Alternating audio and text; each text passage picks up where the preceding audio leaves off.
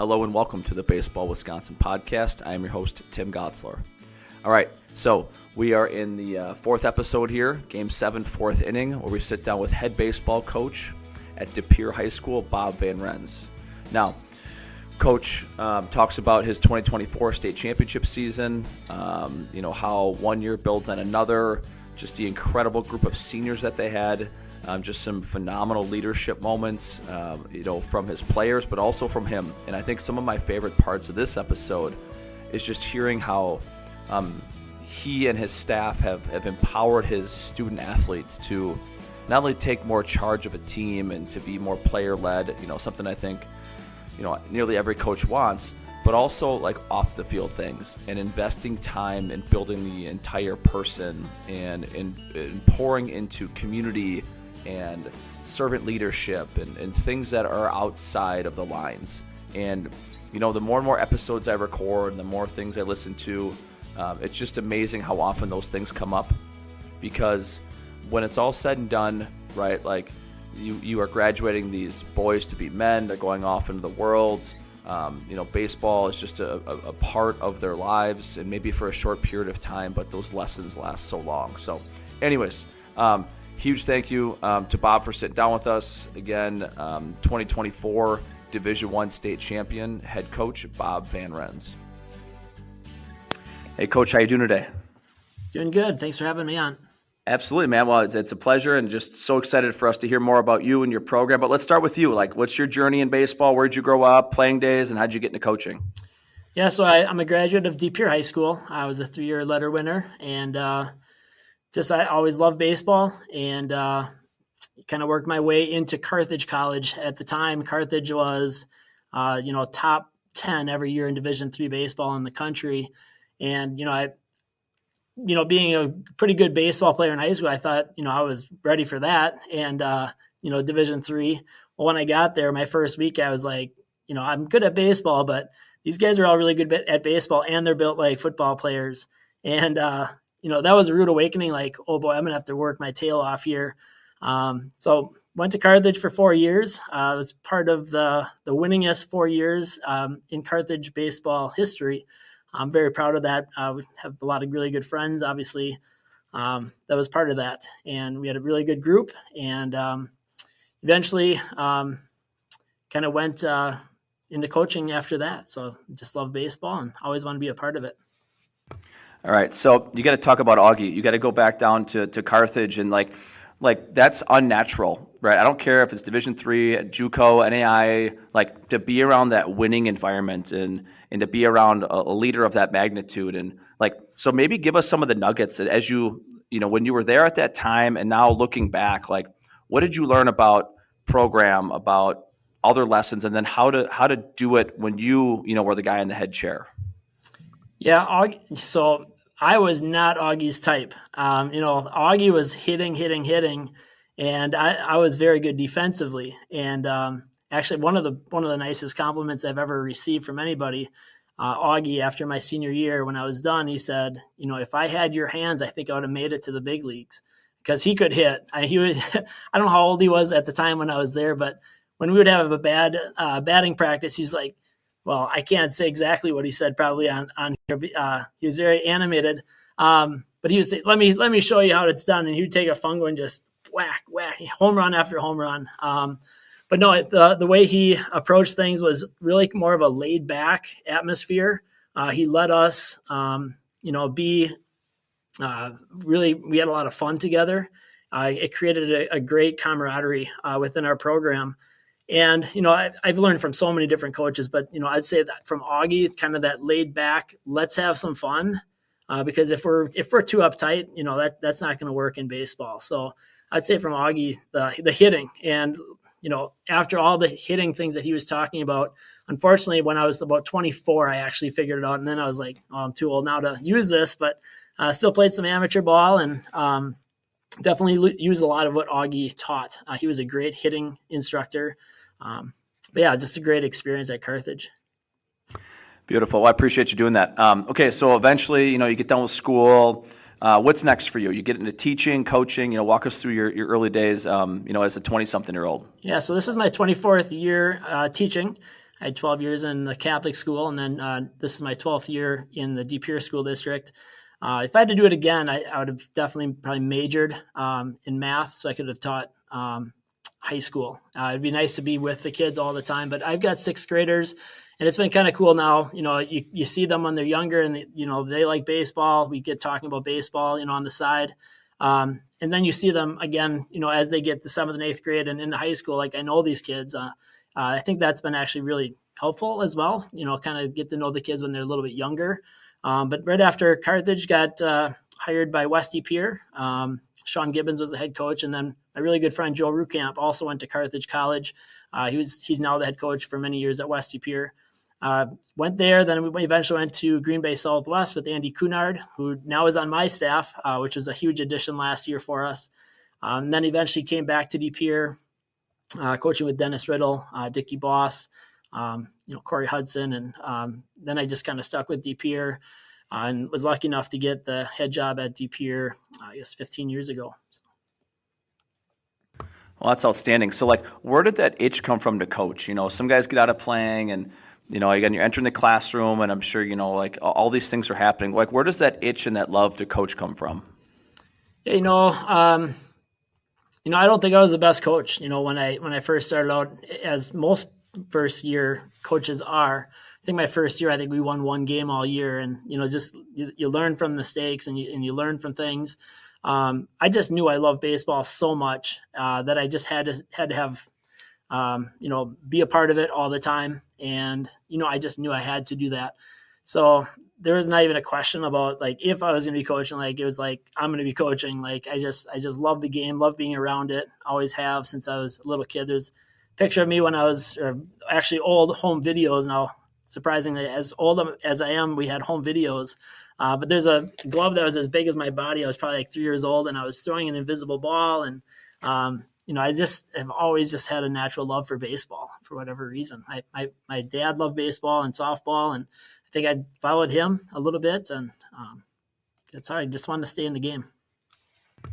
There's something special about dads and sons in this game. No matter how many people you talk to from, what part of the country and part of the world, it's just something different about America's pastime. Well, it's funny as you're talking about, life in the Fox Valley and guys in Milwaukee area, guys in Madison area, guys in the Eau Claire area. That's an area you've known so well, and you've had a chance to play there, grow up there, coach at some different schools. And then, 15 years ago, you get your own program, right? And you get to come back home. And so now give us an update, give us a little flyover of your program. How many kids at the high school? How many kids come out for baseball? What do tryouts look like, as we start making our way from February into March? Yeah, so I believe our school is about 1,200, maybe 1,400. So we have had a lot at our tryouts. I think last year we had 70 kids in our program that were trying out. And this year looks like about 65. And, if we keep a maximum of 18, we're still going to have to make some cuts. That's always our hardest day as coaches. You see these kids working so hard all off season, and to have to tell them that it's not going to work out. It's just heartbreaking for all of us. It's a good problem to have those kind of numbers, but then, we talk about this at every open gym as coaches, what are we going to do here? There's so many good baseball players. We've really created a pretty good program here over all the years with all my assistant coaches helping. It's been really a blessing to have so many kids interested in baseball. But then the tryout process is difficult. Being inside, obviously it's not nice in March in Wisconsin. That's a challenge just to get enough gym time to make it work. Especially this year, we're going to have spring break being the first week of our practice. I was like, this is going to be great. We're going to get a lot of time. So now I've got a bunch of kids that are going to be leaving to go on spring break with their families. And it's I'm not going to penalize them for that. Something I maybe talk about a little later is just the, family comes first, just creating good kids and things like that. And we will work around that. That's a good discussion to have with other coaches is how do you deal with that?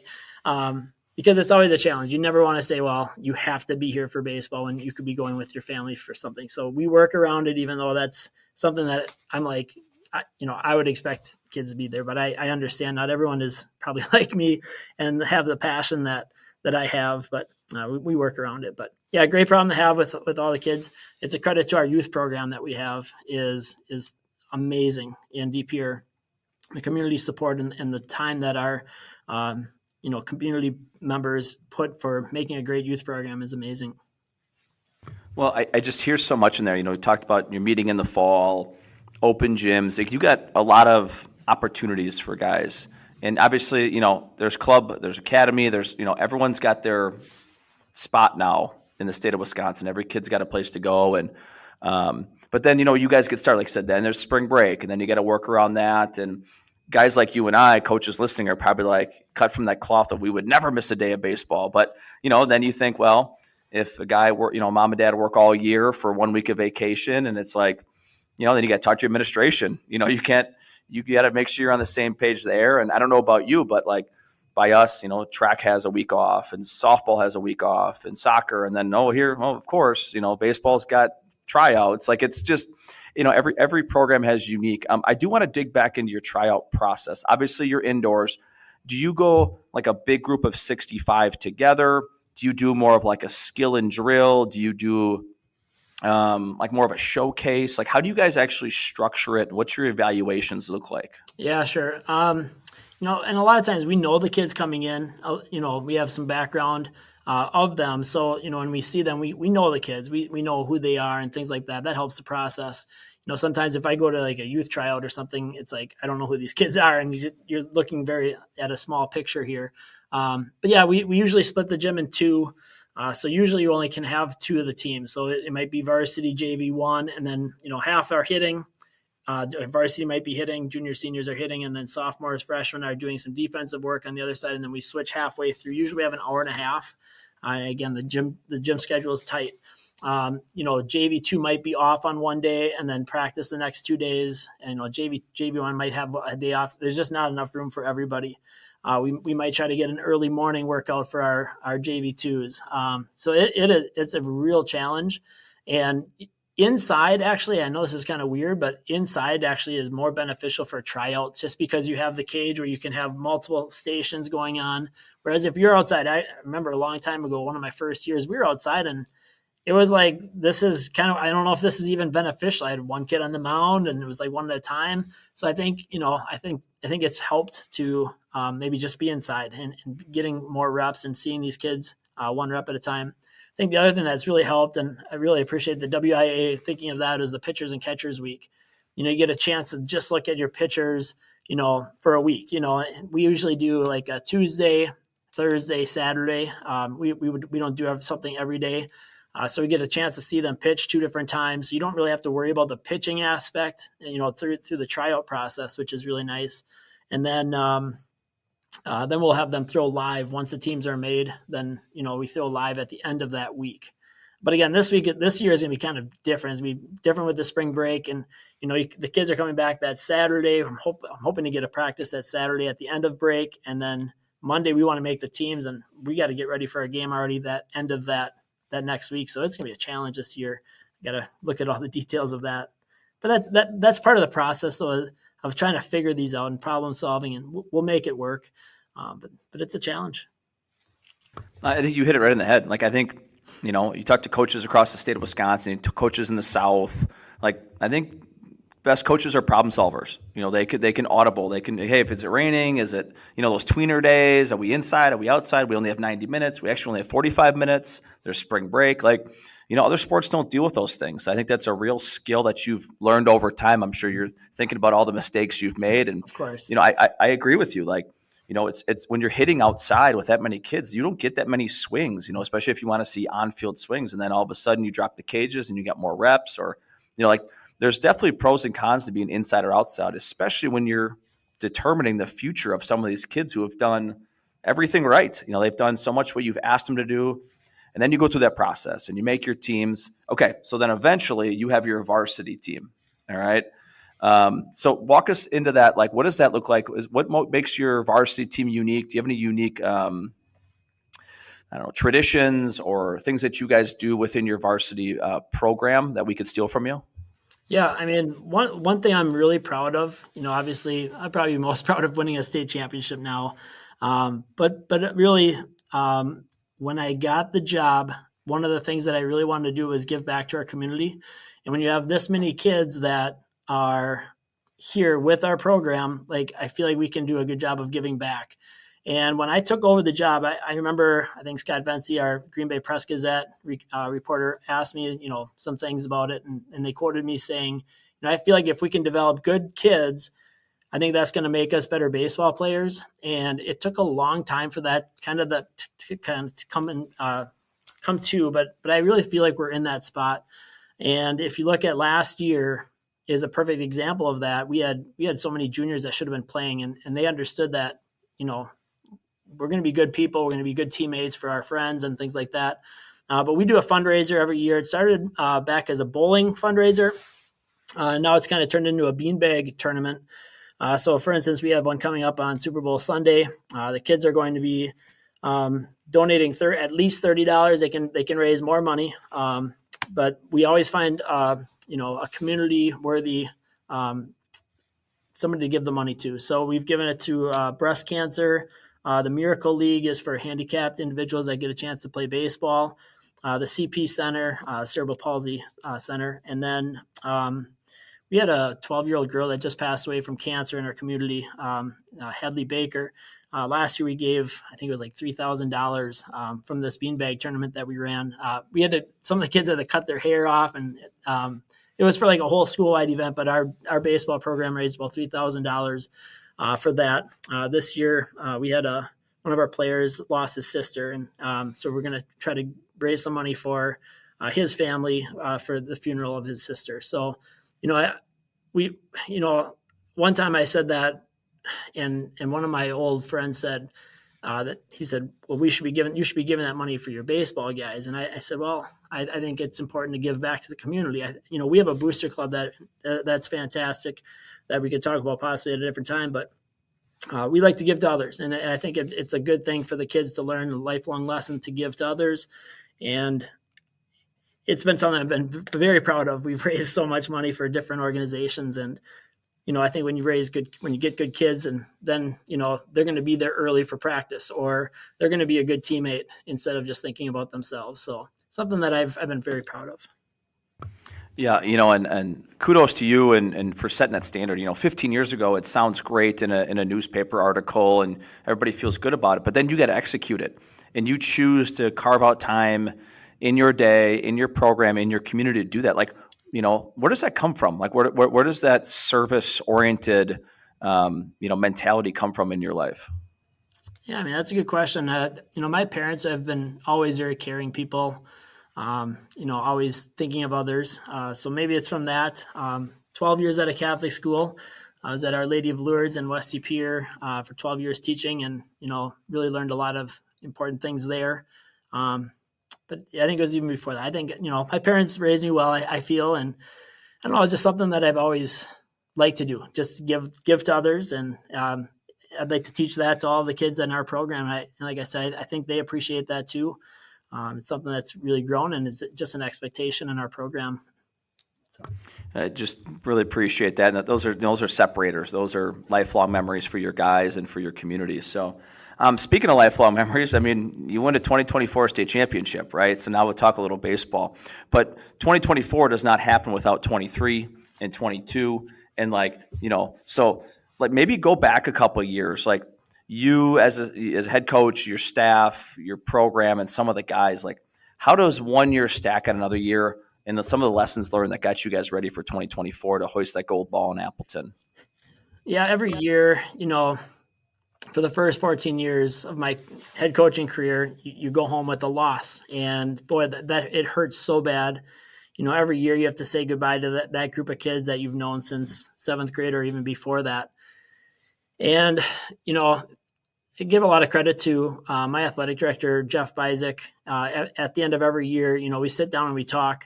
And, he's given me many good ideas. And one thing I brought something new.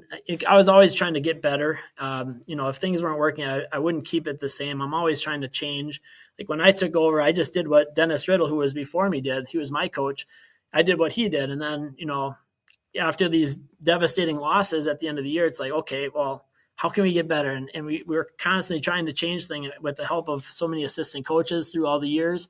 So I developed this leadership committee, just something that I felt that the kids on the field, I think, were more waiting for, Dickie Boss, our pitching coach, to come out and say something, or me to come out and say something. And I thought that was backwards. I thought that, I wanted to develop leaders that were going to be on the field. I wanted them to have that responsibility of, okay, things aren't going well. Let's stop the game. Let's call a timeout. Let's go take a timeout, talk to the pitcher, whatever it might be. And so started that about, I think it was like 3 years ago. Introduced this book. Maybe you've heard of it. It's The Twin Thieves by Lucas Jaden and Steve Jones. Local guy. Steve Jones was the football coach for many years at Kimberly, obviously super successful. So bought a few of those books and gave those to the leadership committee, and they read through it, and we had some discussions with that. And that was kind of, that book was kind of shared with from year to year. And, through the years, just that leadership of taking over. Like one day at practice, I think it was maybe 2 years ago, leadership committee is it's implemented, and we were having just a terrible practice with my varsity guys, and nobody was doing anything. And finally, I've always been kind of feisty as it is, being just a little guy. I had to fight for everything as a player, and now as a coach, I'm like, timeout. I got upset. I said, we have a leadership committee, and who's stopping this right now? The coach is stopping it. The coach should not be stopping it. I said, you have to stop it. You are in charge. If things aren't going well, the players that are in it need to stop, and they need to work it out on their own. So again, it's putting it on the players to be leadership, on the field. And the other thing is, so we have a leadership committee that's voted on by players, but we also say that just because you're not on the leadership committee doesn't mean that you can't be a leader. We all can be leaders, but it's nice. If we have a 50-50 raffle, instead of me just getting the workers, I put it to my leadership committee. They all have subgroups that they can text and things like that. They are the ones that get those workers. And it's just, having them have that responsibility is just a little extra, so people will look to them maybe. But I've got a great example of Jack Nickley was our catcher last year on our state championship team. When he was a junior, he was not on the committee, but he was sending me messages about leadership and things like that, and I loved it, And then, after conversations of, this is what a leader would do on the field, and having those conversations, let's stop things, let's talk it over. As a senior, Jack was on the leadership committee, and he was our catcher last year, and I think he played 27 out of the 30 games behind the plate, which is hard to do. And anytime that I was ready to let Dickie Boss, our pitching coach, go, and right when I was about to send him out, I see Jack Nickley heading out to the mound on his own. And I'm like, oh man, this is awesome. This is exactly what I envisioned when I created this leadership committee. And, Jack bought into that 100%, and he was such a great leader, and he knew how to calm the pitchers down. Probably better than Dickie would. Dickie's awesome, but sometimes he gets a little bit too angry about things. And but the leadership committee has been a nice thing. So after the 2022, we had beaten Bayport twice that season, and we actually had to go against Kimberly, so we weren't actually expected to win that game, and we upset Kimberly. Bayport upset, I think it might have been Hortonville. I'm trying to think back. I'm pretty sure it was. So we had to face Bayport, who we'd beaten, I thought, pretty easily. And I'm like, oh man, this could be I've never made it to state before, so this is our big chance here. We ended up losing 11-2. So our senior group, we had, I think, 2 or 3 guys that were sophomores up on that team. We had Quinn Fallish, who Division I player, Bryson Webb, Division I player. We were lined up pretty nicely that year, and we came up short. Then we fast forward to 2023, we get to face Kimberly again, and I remember saying, man, this could be a program-changing win if we can beat Kimberly again 2 years in a row in a sectional. And we did that, and feeling pretty good. We had to go up against a Hortonville team, and the Hortonville team was really full of seniors, a really nice-looking team. Get beat 10-0. And after that game, there was a picture in the Green Bay Press Gazette, and it showed down the line, I think probably watching Hortonville get their, medals for advancing the state. And there's a picture that I learned later that Jack Nicolay cut that picture out of the paper, and he had it in his room all year round, getting ready for the 2024 year. And he shared that with some of the guys, like, this is not going to be us again. And the kids just had that want to so bad, so internally motivated. And, then I feel like we were that Hortonville the year before. This last year in 2024, we had a great senior class, much like Hortonville had in 2023. And, I think it was just our time to make that next step. But yeah, the process of going through those heartbreaks of, one game short 2 years in a row, boy, that was heartbreaking. Well, and I don't. Sectional day is like, again, I don't care what division. It's the craziest day in Wisconsin baseball. And you get through it. Again, you work your whole career, and guys, have gone. Some guys haven't. Like, it's unbelievable, right? Like, it's an amazing. And then it's like seed meeting. Now you got to win 3 more games. Like everyone's on full rest. Like you get there, and then it's like, oh my gosh, it's like going to the College World Series. You watch the guys go to Omaha. Like, these are 8 phenomenal teams. Mm-hmm. So you break down that wall in 2024. You win a sectional final. You get the plaque. You're bawling your eyes out. You guys are having these celebrations. You're making the T-shirts. Like, how do you get ready for a state tournament?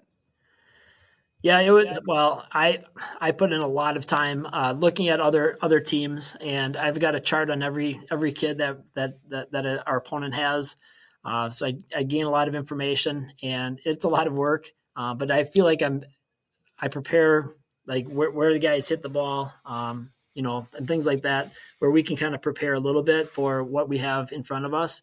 And when you're so what I did was I looked at, we were the 1 seed playing Menasha. And then, so I scouted obviously Menasha, and then also the 4-5 teams. And boy, when you look at the teams, it's like, we were the number 1 seed, but like West DePere, I think they beat us 8-2 in the regular season. And then we beat them 1-0 in the regional final.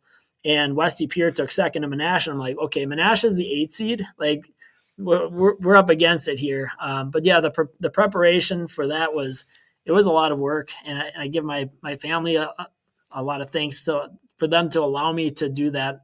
I'm constantly working on things all the time in the baseball season, and they understand it takes up a lot of time. And I have to thank them every year. At the end of the year, I've got 3 daughters and a wife, and I always ask them, is it okay if I keep doing this? And they're like, absolutely. They like that I do it.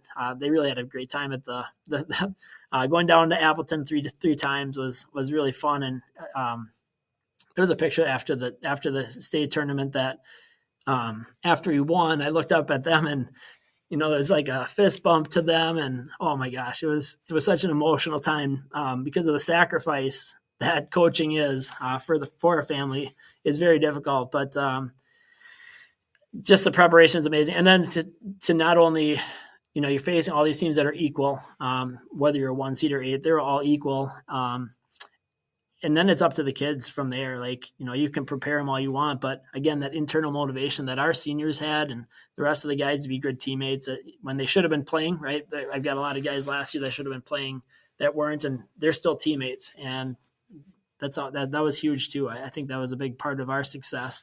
Is no one was selfish about why am I not playing kind of a deal. I'm sure there was some of that, of course, but nothing that was ever a distraction that I knew of. All right. So before I get to more about the 2024 season, hear about the players and preseason, all that kind of stuff, because I think that's valuable. You talked about something I think a lot of coaches think about is like, I know for me, I got 2 daughters, I teach, coach. I feel like I'm always on the phone. The deeper you advance in the postseason, I think there's more phone calls, there's more emails. Like, dad is just like dim that switch off because the switch is always on during baseball season. Like, how do you do it? Like, give us some tips. Like, what do you have any routines? Do you have anything that you work through to like try to, do it all at such a high level? Because it does take what it takes. A lot of it's just like early morning. Like, I'll do a lot of stuff if the girls are sleeping on a weekend or something. You do it at the time when they're not there. But a lot of times I'm at the kitchen table, so if maybe they're doing homework at the kitchen table as well. So, we can still have that, conversation and things that you might still want to have.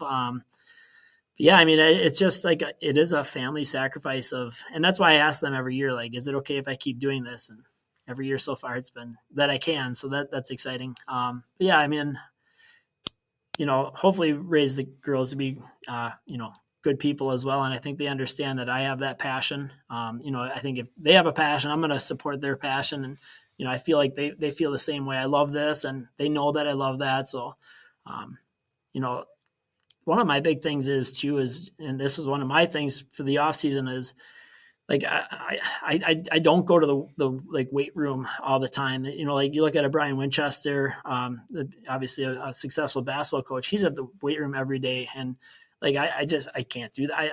I can't do that just because I need to have a little bit of separation. So one of the things I've talked to my kids this off season is you need to be internally motivated versus externally motivated.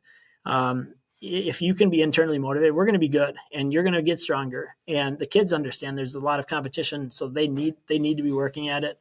I'll give reminders, but the time, I think you have to balance that family and your own self time as well, with what you do in baseball. Otherwise I think it can totally consume you completely. So I appreciate that. I think as coaches sometimes it's, especially people are listening to podcasts and trying to get better, going to clinics, you always think you're missing out on something, and you can always justify, hey, I got to watch more video, I got to have one more phone call. And you forget sometimes that your wife and your children are at home and they have stuff going on too. And, so I really appreciate you doing that.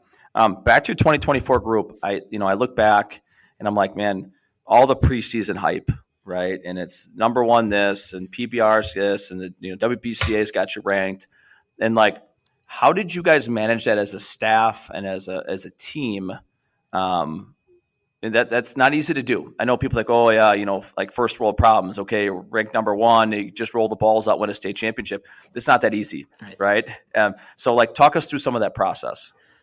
Yeah, so I love going to the coaches clinic. I missed 1 year when my third daughter was born, and she was like maybe 2 months old. That was the only time I missed in my 15 years plus as an assistant coach too. But you go and you're excited to see where you are in the conference. So I looked in our conference, we were number one. I was like, oh, that's cool. Like we're predicted number one in our conference. And I thought we should have been this year. And then I didn't even think of like the state. Going into it, I thought we'd probably be top 4, top 5 in the state with all the good guys coming back. And sure enough, I look and I see that we're number one. It's like, oh man, there's a kiss of death, like number one preseason. I'm like, oh geez.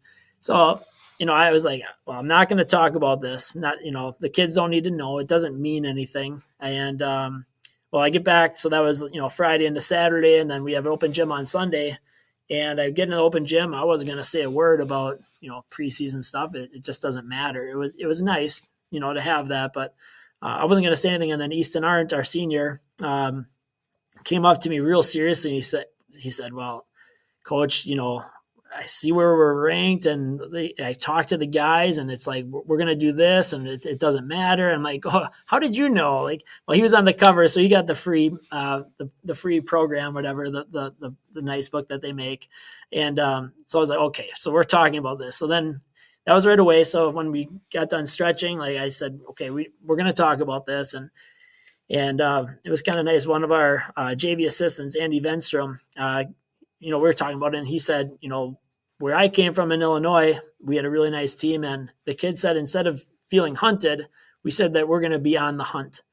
And that really stuck. We're going to be on the hunt because, going back to what we went through the last 2 years of heartbreak, being one game away from getting to state, we were on the hunt. There is no doubt about it. Like, we were so hungry. And that really stuck with us all year. It's actually on our state championship ring. We put on the hunt on the ring. So we talked about it. And from that day forward, I said, we're not talking about the ranking because it means nothing. It's a nice honor to be number one. Have that recognition was wonderful, but it didn't mean anything. And, the motivation that the kids had was that they were going to do anything that they could to win the game. So it really wouldn't matter. But I thought the on the hunt really worked for us last year. Well, it sounds like such a mature group, and it's not by accident. Like you said, you've put, hay in the barn, like your leadership council, your meetings, you're always, talking communication. Just sounds like a really mature group. But I'm sure there's got to be moments through last year where there was like, certain things that happened. It was games, practices, conversations. Like you said, you had a very talented group that didn't get in the game very often. Like that can lead to a lot of selfish behavior. That could lead to problems in the stands with the parents. Like, no season goes as perfectly as it may look on paper, even if you're preseason one and you finish, with a gold ball. So maybe give us some of those lessons you learned, some of the things that happened, and maybe some turning points in your 2024 season. Yeah, so the season that started, we had to play Bayport game one, and I think they were maybe 7th in the state, if I remember, around there. Obviously, a really good team coming back. We beat them 6-0. It was like, okay, we are legit. Like that was a good quality win. Well, then the next, I don't know when it was, the next day, that week or the early next week, we lose to Pulaski. Pulaski ended up having a really nice team, but at the moment they were, middle of the road for sure in our conference. They had a really nice pitcher that beat us, but lost 7-5. And obviously it was like, oh man, that was a bad loss. When you look at it, obviously Pulaski's well coached and things like that. Not a surprise by any means. But that night, through my Google chat, Ryan Wetstein, one of our juniors that was not playing, he did not play in either of the first 2 games. He reaches out to me. He's on the leadership committee. And he said, Coach, I've been reading the Twin Thieves. So, gave the kids the Twin Thieves book. And he said, I've been reading through some things and, I'd like to talk to the guys tomorrow. I'm like, oh my gosh, this is coming from a kid that's not playing. Hasn't even seen the field yet. And he's caring a lot about, our team. And I'm like, oh man, this is awesome. I was like, I got to find that book. And I said, we kind of talked through it on texting. One of the things from the book, Twin Thieves, it was the E plus R equals O. And the E is the event. An event happens. Plus the R is the response. Okay, so we lost. We beat Bayport 6-0. Now we lose to Pulaski. We're 1-1 in conference. And so the event happens. What is our response? And then that'll equal the O, the outcome. So, good things are going to happen. Bad things are going to happen. What is the response? How are we going to handle this? So yeah, we beat Bayport. Well, our response wasn't very good after that win, right? We come back and lay an egg. Now our response to this was, okay, we're going to sit and we're going to talk about this. And I give Ryan Wetstein so much credit, junior, in front of all these seniors, standing up and saying, this is what we can do and things like that. It was a great conversation. The other thing from the book was don't sink the ship. It's not the outside of a ship that's going to break the ship. It's what happens on the inside. And that was one of the quotes from the Twin Thieves that Ryan used. And, again, it's like, okay, things didn't go well. If all the kids go out from that practice after that game and like, oh, this is wrong. And all of a sudden the ship starts to have some breaks in it. And I think that conversation was so huge. And the other thing that I want to mention from our season is, Andy Cunard, obviously a super successful high school baseball coach with Southwest, Notre Dame, and Preble. We got him. He was my Legion baseball coach way back in the day. And he had taken a couple years off from coaching, and he's at the high school where the kids are. And I was trying to get him to join our staff, and he did this last year. And he brought the classroom sessions for our kids. And Andy's such a good talker. He does such a good job of running the classroom sessions. And at first I wasn't sure the kids were buying into it really, but we had such good, deep conversations about things. And, I think from those classroom conversations that we had, I think that's what made Ryan Wetstein kind of think like, I gotta think about what I can do to help. And, it was like last year was like the perfect storm of, the right kids in the right time. Adding a guy like Andy Cunard to our staff is absolutely amazing. Dickie Boss, a great coach. Danny Stewart's our catching coach that for our program. It's just like a perfect storm of everything just kind of lining up just right for us. But yeah, it was just a special year. Really, after that Pulaski loss, we rolled pretty well. We obviously lost a bad game against West DePere. I think it was 8-2. We lost one more 2-1 to Ashwaubenon, but only 3 losses, and we actually avenged all of those losses. So we beat everybody on our schedule. So we came back, beat Pulaski. We beat West DePere in the regional final, and Ashwaubenon, we won another close game with Ashwaubenon. So it was kind of nice. We beat every team on our schedule, which was kind of cool for the kids. All right, so you get through the regional, level 1, level 2. Right now, you're at sectionals. Right, you've been there. That sectional Tuesday.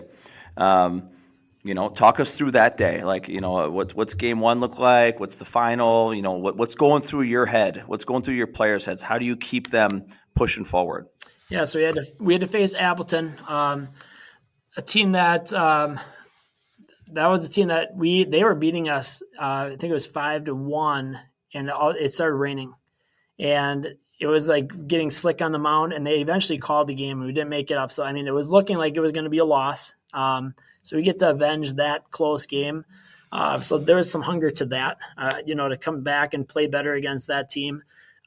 So we won that game, and then we had to play our arch nemesis. Obviously, Bayport has been a thorn in our side for many years.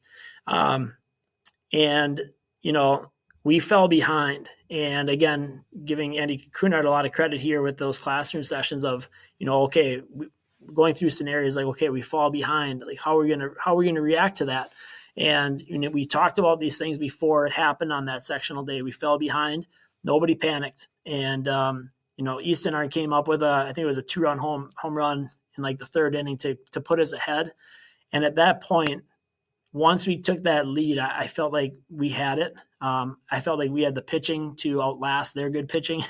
The Bayport had some amazing pitching, obviously, last year. So, just that grind of, just doing whatever we could do to overcome and get through to that next level, and finally did it after 15 years of being the head coach. Finally got through.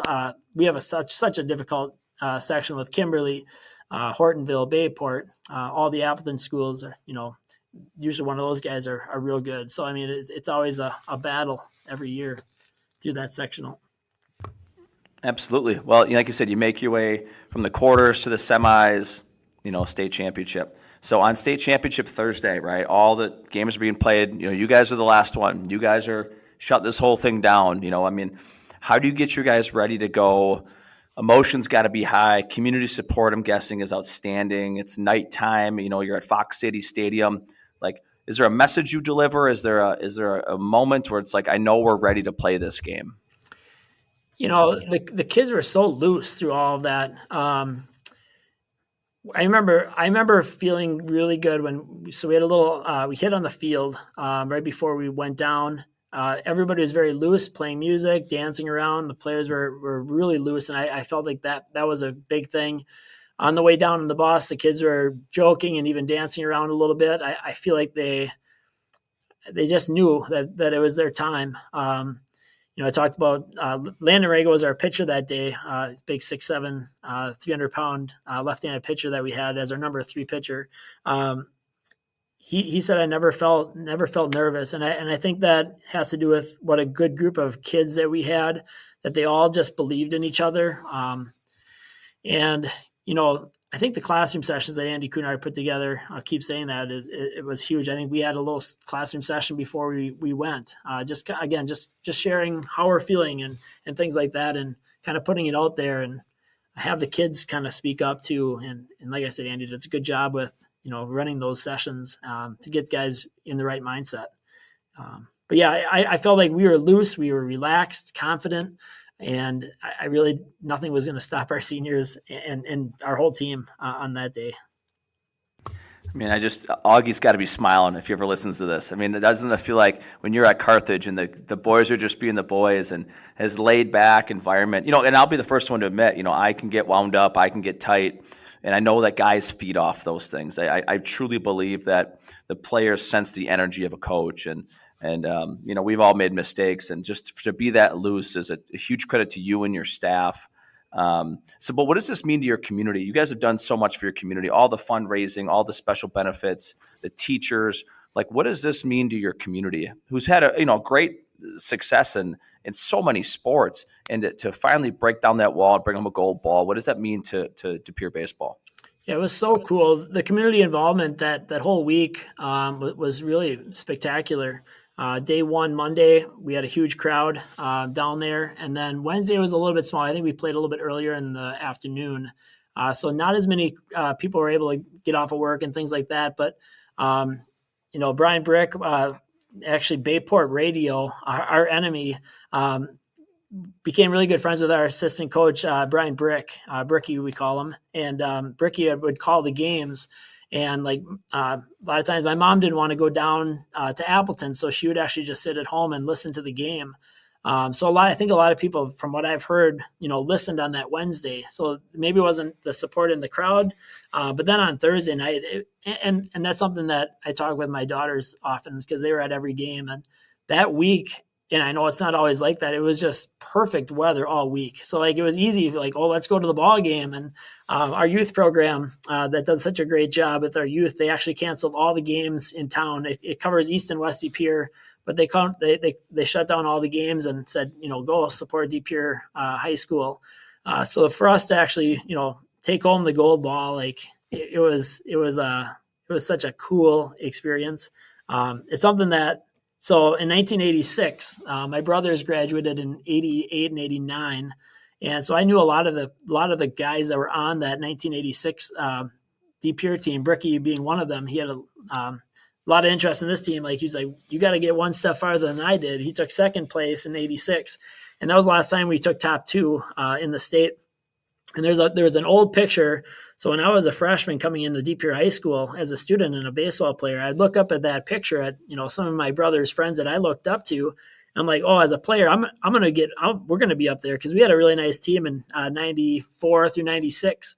And we never were able to do it. We ran into Appleton 3 different times in our sectional all 3 years that I was a varsity player in high school. And it was such a heartbreaking thing not to get our picture up on that wall. So now as a coach and watching these kids grow up and what a great group of kids they are, I'm just so happy for them and my coaching staff that they put our picture up there in the atrium, and I'm just so proud of that. But yeah, the community involvement has been amazing, and so many people are like, really enjoyed the game, whether it was listening to it or being at the game, and it was really special. Sun Prairie is a bit much bigger city. Obviously, it's farther away, but I feel like we had, really good support from DePere that came out to cheer us on. It was pretty neat.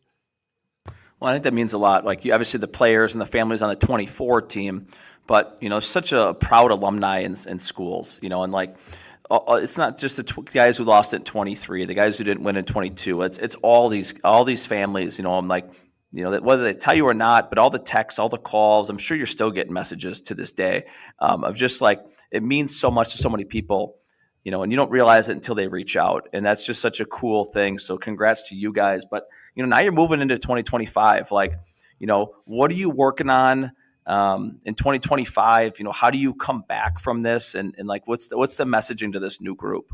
Yeah, that's a great question. And it's something, like, we don't talk about last year, that's over. All those guys are gone. So I haven't brought up anything about a state championship.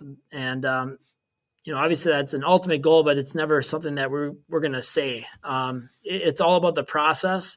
And I like last year. And I remember talking last year before the 2024 season with the players in the fall meeting of my only concern, much like this year, is, how are our bench players that aren't in the starting lineup, how are they going to react to not playing? And I've addressed it with the fall players and then the fall meeting with the players. And then we just had our parents meeting recently. And, if you think of this, so 2024 had 8 returning senior players. Only 1 player was a full-time starter. And everybody, I think, kind of understood, like, well, I'm behind these seniors. Well, this year we lost 8 seniors. So every junior in our program, and for sure a senior, they're like, well, it's my turn. Well, so we had that conversation of, you have to understand there's 20 really good baseball players that, maybe even more, that are competing for these 9 or 10 spots. So, we had that conversation. The parent meeting is such an important time, because a lot of the times, it isn't the kid. It's usually the parent that's upset. They talk with their kid and then their kid is mad. A lot of times, I feel like we do a good job as our whole staff of, preparing our kids, but then a lot of times the parents will influence that negativity. And again, that is my biggest concern of, if you're not in the starting lineup, how are you prepare yourself for that, right? But when your number is called, you also have to be ready. So there's that mix of, being a teammate first, it's a lifelong skill too. I mean, we're all in teams, right? As professionals, you're on a team. Like you have to be a team first person, so that's my biggest question mark going into this year. I think we're going to be a strong team again this year, which is exciting. Well, it's so interesting. I heard a coach say, I don't know, at some point years ago, like the kitchen table can really dictate your season. What parents and the kids talk about at home, and you can't control it, right? As coaches, you can't please everybody. You never try to. Those who try to, and I know I did when I was much younger, and I was like, you can't win them all. And you make 9 or 10 guys in lineup, so you have to let someone down. But man, the dialogue at the kitchen table, away from practice, away from the playing field, can really determine a lot about your program, because it's going to feed into the adolescent mind, and so many things can happen. Are there anything else that you guys do that you do within your program to be more transparent with parent communication? Do you have player meetings throughout the season? How do you address those things? Because it's a difficult thing, because you have high-end players with huge expectations. Yeah, I mean, it's usually just a conversation of I don't. I'd rather not reach out to parents. I just would rather not. If it comes up, I'd be happy to talk with them. One thing that we've talked about at the parents meeting is like the way that we talk as a staff through texting. Like we are going to put the top 9 out there, at least day one, and things can change obviously, but boy, I mean, we turn over every stone to make sure that we are putting the right dynamic together. And maybe day one looks one way, and we have a plan for day 2 to maybe intertwine some things. But, as far as addressing them, again, the classroom sessions, that's a great way to do that. And that's something that Andy Cunard has brought to our program that I think we'll continue to do, even if he were to leave someday or whatever it might be, because that's where you can have those conversations and make sure everybody's on the same page. And, you can have the kitchen table talk, but then you're also going to hear what we have to say and the reason why, we're doing the things we're doing. But yeah, it's a challenge. It's a very challenging situation, and it's hard to be a team first guy. I had to do that at Carthage. So I can always share my story because, I started, I think it was the last 31 games as a sophomore. And then as a junior, a freshman came in and was much more talented than me, and he played. I felt like I was working harder and everything like that, but and that was hard. But maybe who knows? But it's difficult. And the number one fan of the freshman was me. I was helping him. I was trying to show him the right things, and those kind of things. What I think has made me a pretty good coach in that I'm always willing to help others first and not worry about myself.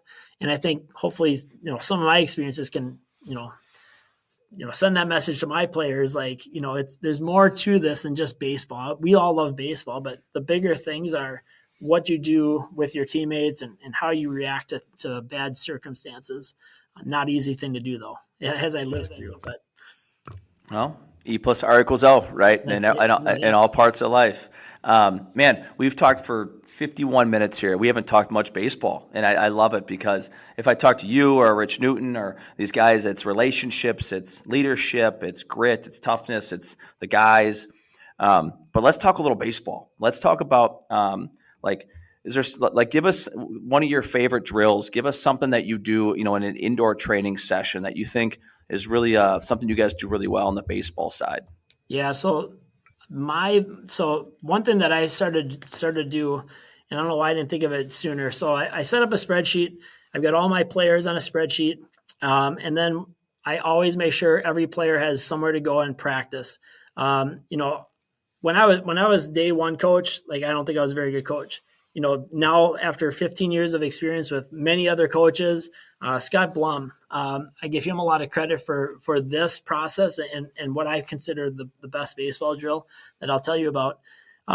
He said, well, what's the plan for practice tomorrow? I'm like, well, I mean, I don't know. I guess we'll wait and see. I did not have a really good plan.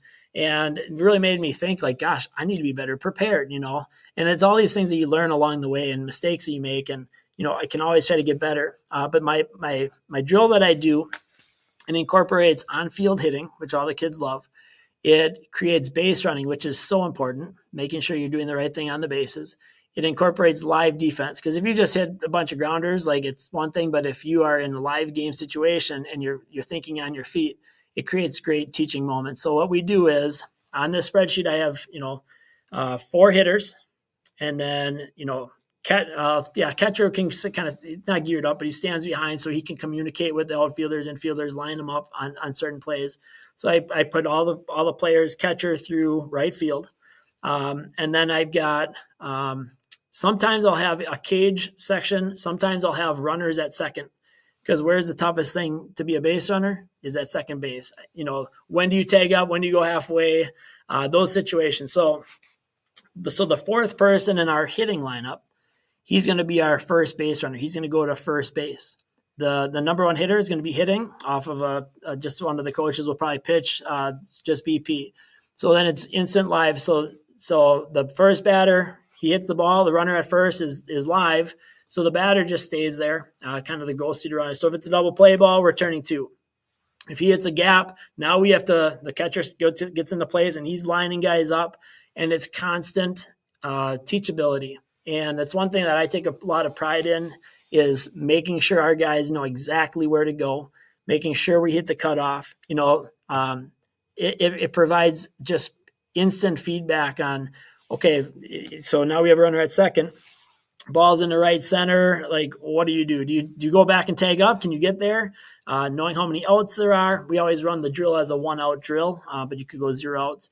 2 outs isn't as good because you're just going to be going, but so I like to do 1 out. But so then after the runner, who is the fourth batter, after he makes 2 circuits around, then we might do 2 or 3 more swings, and then that batter will go live, and then he'll take the place of the runner at first, and we just continue to go through. And usually we have 4 or 5 of those sessions, but it just keeps everybody into the game action. Like if it's a normal practice, I know when I was in school, we would just hit on the field and we would just shag, right? You just go in the outfield and catch fly balls, even though I'm an infielder. So I just think it just creates such a live environment and such great coaching setups. The other thing we do all the time is just the bunting game. It's such an important thing. Almost every year that we've lost in a sectional regional game, we messed up a bunt or didn't get a bunt down. We do a lot of practice with bunting. We find that to be very important. Base running, like dirt ball reads, just knowing when to, take that extra base. As we know, every base is huge. As a casual fan, it's like, oh, okay, they got an extra base. But no, it's huge. So we preach those little things. All those little things add up to big things. So, but I love that drill though, because you're hitting on the field. You are live base running, you're live defense. If you're just shagging, you're not going to be ready to go, right? But if there's a runner on, he's running, like we got to line guys up in the right spot, throw to the right bases, right? All of a sudden we airmail one into home, and then, Dickie Voss is going to lose his mind. I'm going to be mad. Everybody's mad. And then you learn from those mistakes. But that's my favorite drill. We don't do it every day, but I mean, when I have a time to, put that together on a spreadsheet. So on the spreadsheet, you put your whole roster on the spreadsheet, and then you copy it, and then you just move the guys and fill them in accordingly. And everybody has a place to go. They can see the sheet. Like, this is what I'm doing round 1, round 2, round 3, and so on. It works really well for us. I appreciate that. And you mentioned, you're always looking to get better. You go to WBCA, you're reading a book. Is there anything else you're working on now? I know you talked about, having your 2025 varsity team, but is there anything you're working on this off season? Anything that's really intriguing you? Maybe something that maybe we should change how we do that. Is there anything that you could think of on the baseball side that you're working on? Yeah, that's a good question. I don't think anything really different this year. I think, a lot of times when you lose, you're always like, okay, how can we make that better? After we win, let's just do what we do more than anything. But, we are constantly in communication with, other coaches in our program, just talking about things. And, maybe we added some young guys this year. Maybe they're going to have some new ideas, and we're always willing to, try new things and learn along the way. One thing that we're going to do, instead of doing pitchers and catchers, pitchers all 3 days, Tuesday, Thursday, and Saturday, we're going to do just catchers on Thursday. We saw the importance of Jack Nicolay last year as being a great defensive catcher. And we're going to try to implement more guys to be catchers. right? A lot of times you have just your, 3 catchers from each grade, 2 catchers from each grade. We're going to try to invite more kids to do the catching drills. And you never know, right? It's a tough position. You can always use a bullpen catcher. So we're going to do that as part of our pitchers and catchers week, just a little bit more instruction with their catchers. It's such an important position that's sometimes overlooked. No, absolutely. Love that. Hey, well, last question for you as we bump up on the hour mark here. Brian Kane, $1 million question. This is kind of where I cut the mic and just let you roll us in to the outro here. But, what do you know now that you wish you knew when you started coaching? And give us as many nuggets as you got. Oh, gosh. It's such a process. When I was my first year coach, I was just there and I was probably just learning along the way. I'm maybe talking at the WBCA clinic in February. And this is the first thing I'm going to talk about is you're always learning. And when I was a player, I was a very conservative base runner. And so being a conservative base runner, I didn't want to make an out on the bases. And Alex Byrne, we had him join our staff, and then Dan Newens. These guys were big time. We need to get aggressive on the bases. And I'm like, well, okay, let's try it. And then when you see it in action and you see what's going on, you're just like, okay, yeah, I guess we're putting pressure on the fit. So I'm constantly learning. We're all constantly learning. And it's something that we need to keep an open mind about as other people's ideas. I could have easily said, well, no, we're not going to make mistakes on the base. Well, we never want to, but I think the pressure that you can put on other teams by being aggressive on the bases can raise havoc for the other team. I know every time that somebody's taking they're stealing, it's alarm goes off, how are we going to do? Are we going to throw them out at a hit and run or whatever it might be? So, putting guys in motion is never really a bad thing. It's going to put some pressure on the opponent. And, I think that's just something that I've learned over the years. And I talked about Scott Blum with his, coming up with a really good practice plan every day. A lot of times I'd be like, well, let's just do this today. And we just kind of do it. Now it's very detailed, not minute to minute, but a good idea of what we're going to do through this. But gosh, day one, almost embarrassing to think, how little I knew. But that's why you go to the clinics. That's why, one of the best things I like to do at the clinic is just talking with other coaches, just, having some fun down in the lobby and, just sharing ideas. It's always just cool to meet other people down there and just share ideas and learn things from them and try to implement something. Every time I go there, I'm trying to bring something back. So always just trying to learn. And there it is. Huge thank yous out to Coach Van Rens for getting out with us today. Hearing more and more about his story. I just love hearing about the season, his background, his journey, as a player and a coach inside of the program. And obviously 2024 Division I state champions.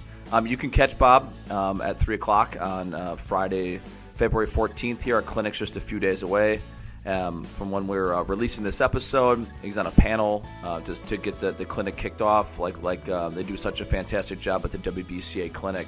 Speaking of the clinic, up there this weekend, if you're up, come say hi in the booth. I'm working the booth from at 1:30 on Friday, checking people in. Can't wait to see some of you. Can't wait to talk baseball, as the wheels get, turning faster and faster towards our season here. But once again, thanks to Coach Van Rens for sitting down with us today, and congrats one more time. And until our next episode, have a great rest of your day.